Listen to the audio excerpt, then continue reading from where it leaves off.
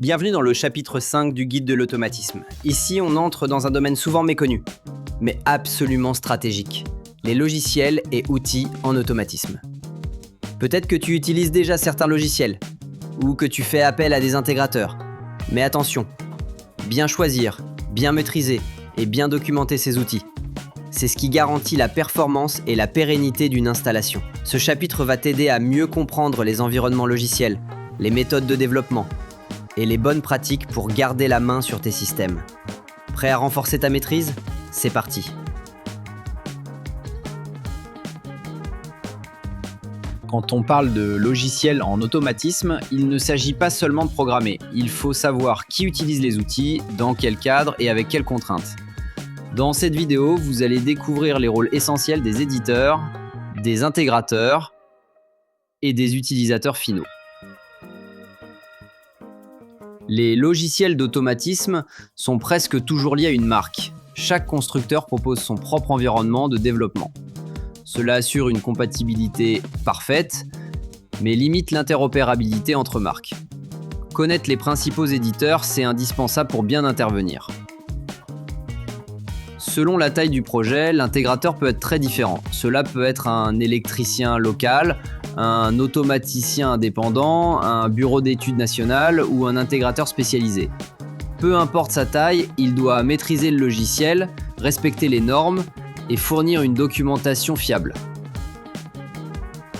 Le rôle de l'intégrateur va bien au-delà du simple démarrage d'une machine.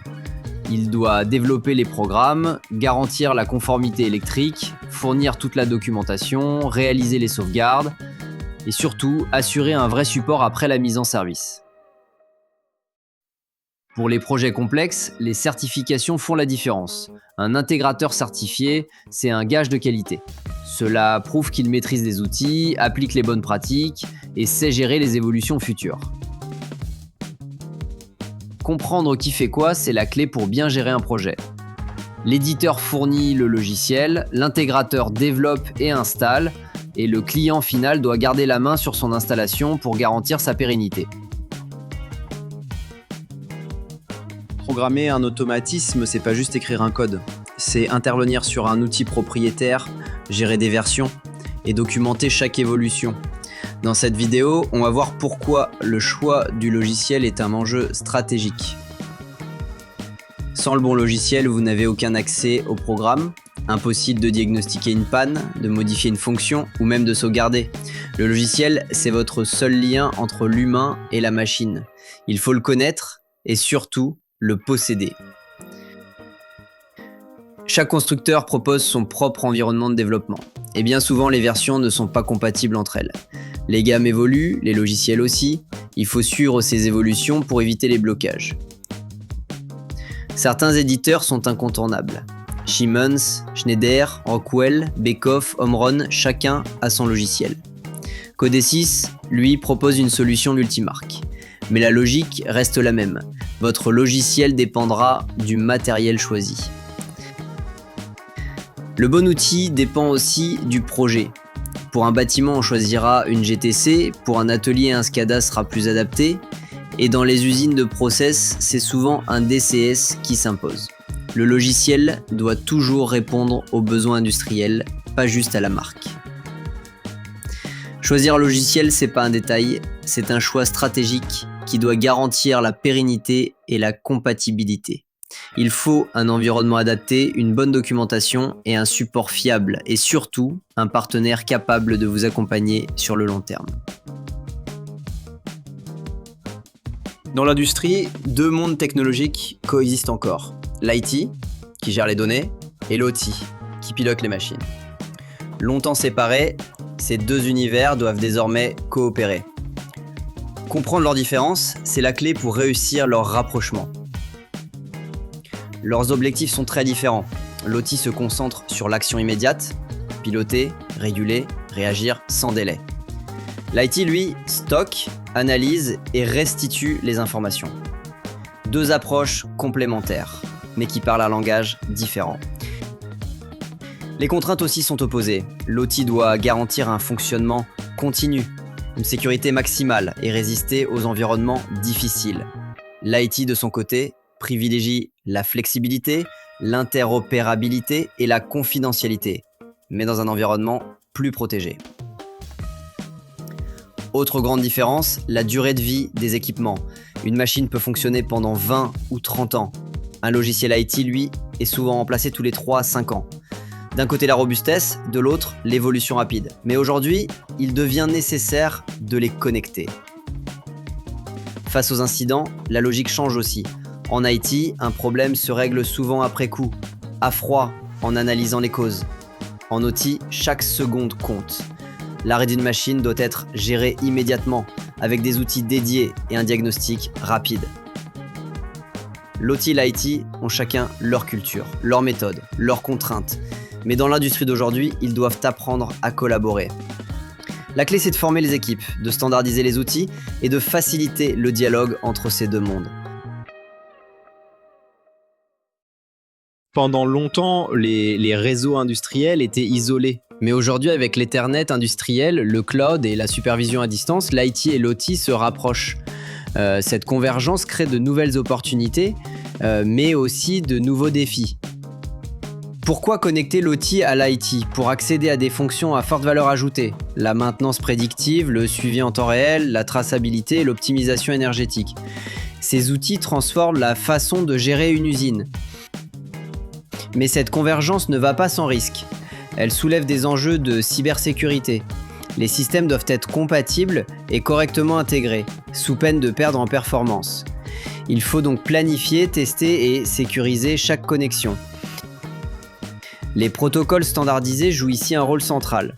OPC-UA permet d'échanger des données de manière sécurisée et structurée. MQTT facilite la transmission d'informations vers le cloud grâce à des messages légers. Et les web services assurent l'interface avec les systèmes d'information d'entreprise. Pour réussir la convergence, l'architecture réseau doit être pensée en couches. Tout en bas, les capteurs et actionneurs. Ensuite, les automates et la supervision. Au-dessus, les serveurs IT et le cloud. Et entre chaque niveau, des protections réseau comme des firewalls, des DMZ ou des VPN. Oui, l'IT et l'OT doivent converger, mais cela doit se faire de manière progressive et maîtrisée. La standardisation et la cybersécurité sont les clés pour réussir ce rapprochement. L'objectif final reste simple, améliorer l'efficacité industrielle en toute sécurité. Pour programmer un automate, plusieurs langages sont possibles. La norme CEI 71V31-3 en définit 5, chacun avec ses avantages. Le choix du langage dépend du projet, du matériel et du profil de l'utilisateur. Voici les 5 langages standardisés. Le ladder, aussi appelé langage à contact, le FBD pour la programmation par bloc, le graphset ou SFC pour les logiques séquentielles, l'instruction list, désormais obsolète, et le structure text ou SCL pour une programmation avancée. Le ladder reste le plus utilisé, notamment par les électriciens.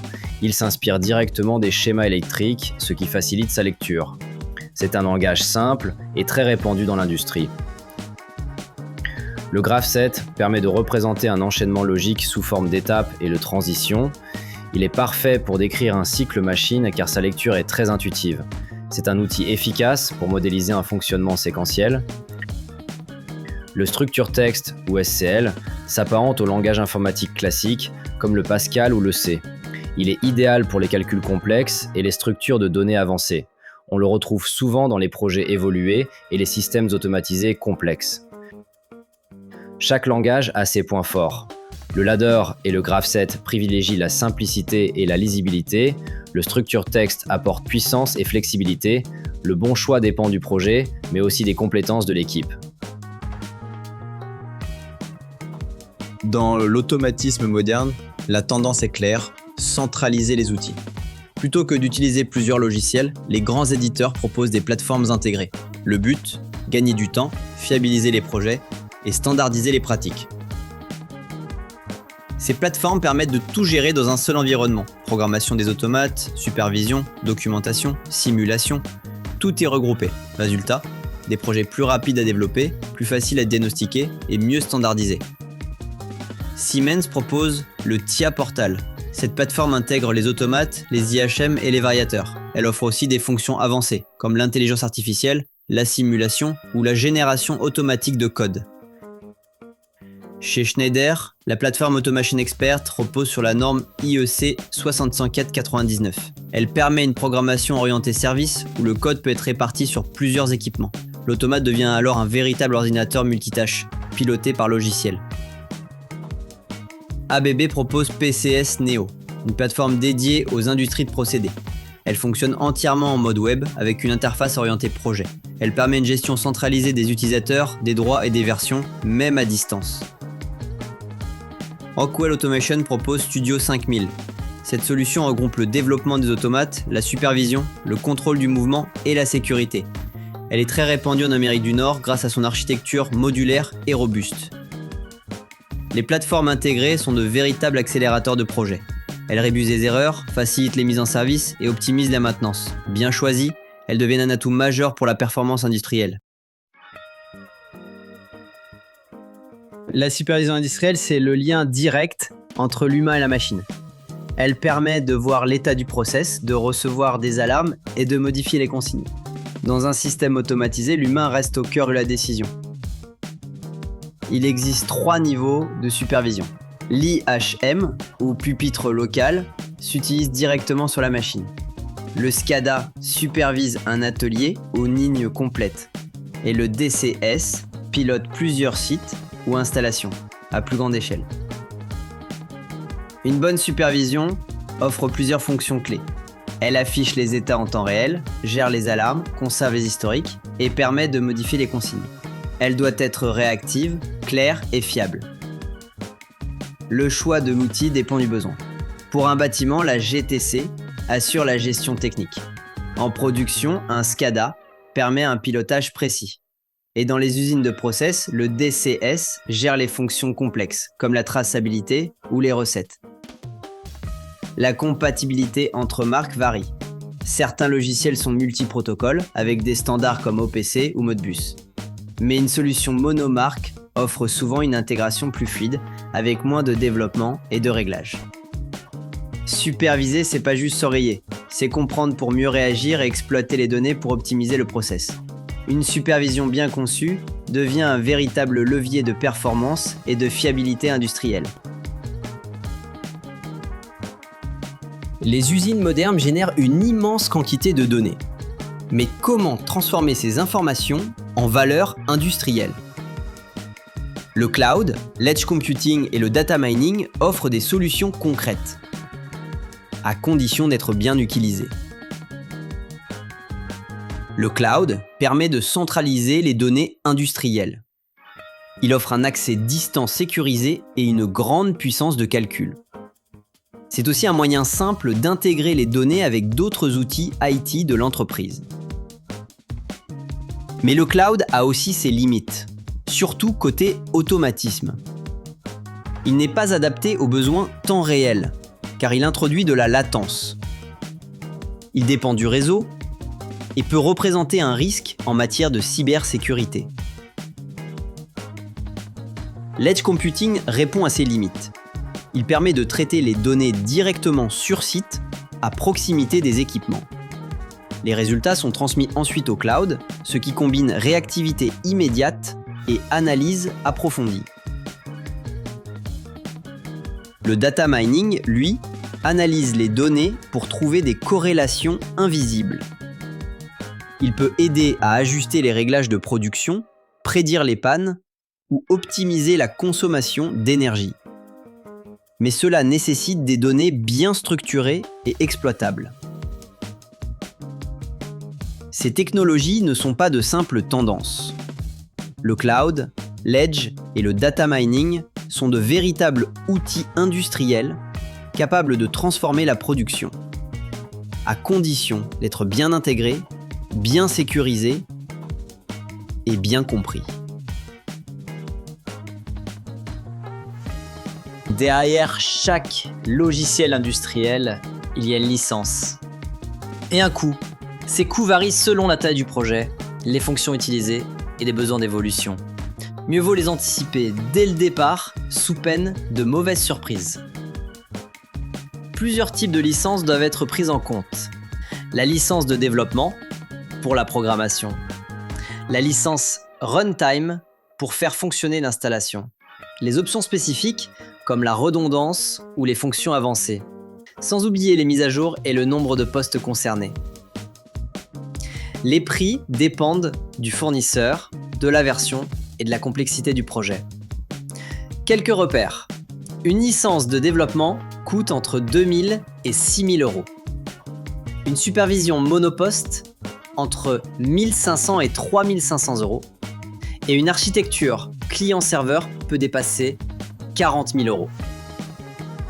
Plusieurs facteurs peuvent faire grimper la facture.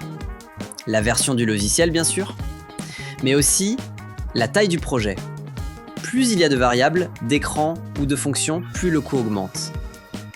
Sans oublier les services annexes. Support, formation, accompagnement. Attention aux coûts cachés. Certaines licences sont liées à un seul PC ou expirent après un certain temps. D'autres imposent un abonnement avec un renouvellement régulier. Et parfois, une simple migration vers une version plus récente peut coûter très cher. Le logiciel industriel n'est jamais un poste secondaire. Il faut compter toutes les licences nécessaires et prévoir le coût total sur 10 ans. C'est la seule façon d'éviter les mauvaises surprises et de garder la maîtrise du budget. Une fois une installation automatisée livrée, qui en garde vraiment le contrôle ? Trop souvent, l'utilisateur final devient dépendant de son intégrateur. Alors cette vidéo vous donne les clés pour rester autonome en interne. La première condition, c'est d'avoir accès au bon environnement logiciel. Cela signifie disposer d'une licence de développement et des droits d'accès au code source. Sans ça, pas de diagnostic possible, ni de sauvegarde ou de modification. Former ses équipes est tout aussi essentiel.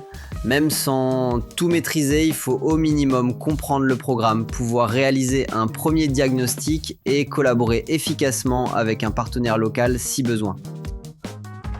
La documentation doit toujours être à jour. Schéma électrique, analyse fonctionnelle, mode opératoire et version logicielle utilisée doivent être disponibles et faciles d'accès. Sans ces éléments, chaque intervention devient risquée. Alors voici les éléments indispensables pour rester autonome. Les fichiers sources du projet, les versions logicielles, les schémas et analyses à jour, les paramétrages des automates et des interfaces, et surtout des commentaires détaillés dans le code et des modes opératoires accessibles. Les bibliothèques de fonctions sont aussi un excellent moyen de gagner en autonomie. Elles permettent de réutiliser des blocs de code fiables et éprouvés, ce qui simplifie la maintenance. Des outils comme la programmation graphique en CFC facilitent aussi la compréhension pour les techniciens. Garder la main sur une installation, ce n'est pas seulement une question technique, c'est une garantie de pérennité qui passe par l'accès aux outils, la compréhension du programme et une documentation claire. C'est un enjeu stratégique, mais aussi de bon sens industriel. Ce chapitre t'a permis d'explorer le monde des logiciels et outils industriels. Tu sais maintenant comment ces outils structurent un projet, comment les choisir intelligemment et surtout comment garder la maîtrise sur le long terme. Voici les 3 idées essentielles à retenir. Première idée, le logiciel n'est jamais un détail technique. C'est un choix stratégique qui détermine la durée de vie, la compatibilité et la facilité de maintenance de toute l'installation. Deuxième idée, bien connaître les plateformes, les langages et les architectures permet de faire les bons choix selon chaque projet et d'éviter les mauvaises surprises. Troisième idée, garder la main sur son installation, c'est anticiper l'avenir. Cela passe par une bonne documentation, des équipes formées et la conservation des bons fichiers. C'est la clé pour rester autonome et pérenne.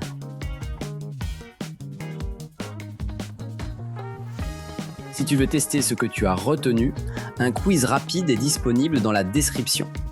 C'est un bon moyen de vérifier les notions avant de passer au chapitre suivant.